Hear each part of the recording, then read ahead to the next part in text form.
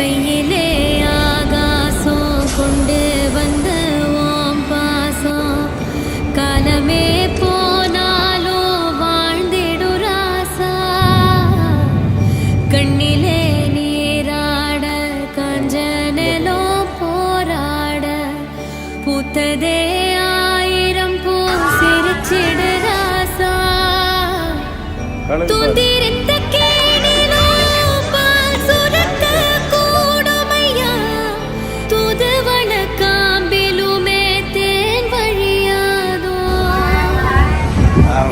வெயில் வேளையில உந்து வரும் தூறலொன்னு தொண்டையில வந்து விழவும் நனையாதோ.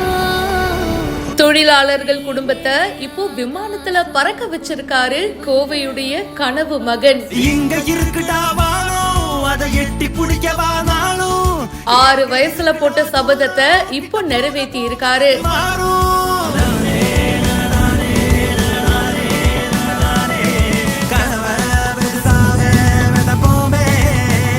நம்மளோட கனவை விட மத்தவங்களுடைய கனவை நினைவாக்குறதே ஒரு தனி சந்தோஷம்தான். அதுதாங்க இங்க இவரும் பண்ணியிருக்காரு.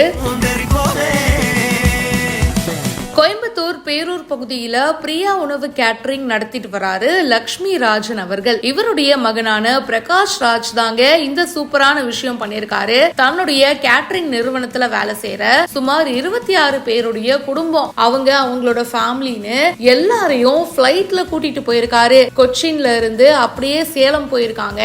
கூடவே கேரளால ஆழப்புழால அந்த படகு சவாரியில ஒரு நாள் ஃபுல்லா வந்து டைம் ஸ்பெண்ட் பண்ற மாதிரி ஒரு சூப்பரான வெக்கேஷன் அமைச்சு கொடுத்திருக்காங்க.